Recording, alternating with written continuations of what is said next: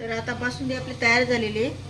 आपण बटाट्याची पिवळी भाजी म्हणजे सुकी भाजी बनवतोय त्याच्यासोबत। तर बटाटे इथे उकडून साल काढून घेतले, कापून घेतलेले आपण, आणि कांदा, मिरची, कढीपत्ता घेतलाय फोडणीसाठी, कोथिंबीर।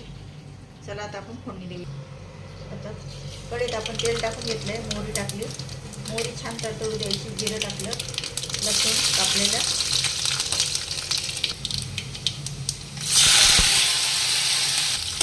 आपण मिरची आणि कोथिंबीर आपलं कढीपत्ता टाकून घेतलाय, फ्राय होऊ द्यायचं। मग कांदे टाकू, आता कांदा टाकून घेऊया।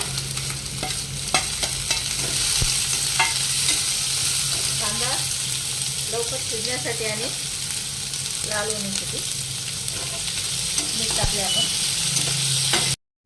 तर आपण त्याच्यात अद्रक किसून टाकूया।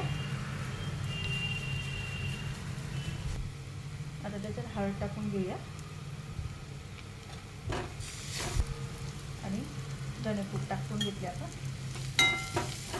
कुठल्याही भाजीत आहे ना धनेपूड टाकायची, चव खूप छान येते भाजीला। आता आपण त्याच्यात बटाटे टाकून घेऊया।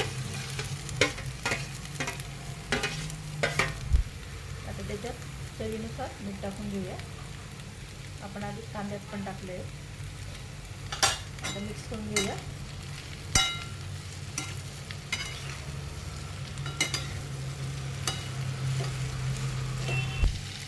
आता कोथिंबीर टाकूया। आता सगळी भाजी मिक्स करून घेऊया आणि एक वाफ काढून घेऊया। मस्तपैकी झाकण ठेवायचं, आपली भाजी तयार।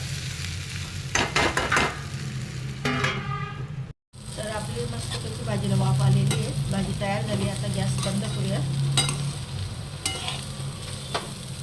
तर हे बघा माझ्या मैत्रिणींना आपली मस्तपैकी अशी घट्ट बासुंदी तयार झालेली आहे पुरीबरोबर खाण्यासाठी।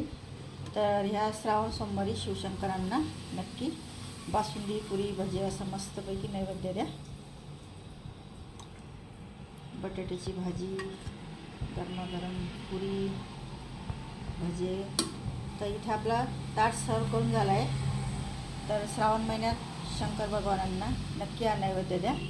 तर रेसिपी आवडली असल्यास नक्की लाईक करा, शेअर करा आणि कमेंट करून सांगा रेसिपी कशी वाटली ते।